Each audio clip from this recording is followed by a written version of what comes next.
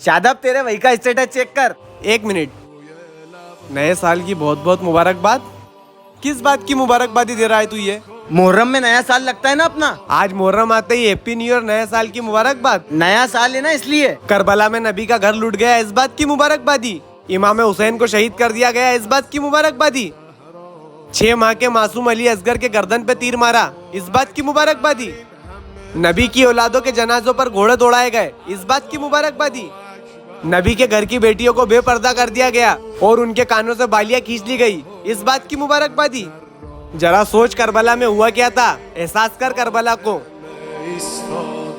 भाई डिलीट कर दिया। इमाम हुसैन ने फरमाया, अगर तुम्हें दुनिया में शिद्दत से गम मिले तो मेरे गम को याद कर लेना, तुम्हारे गमों का वजन कम हो जाएगा। ये गमे हुसैन है भाई।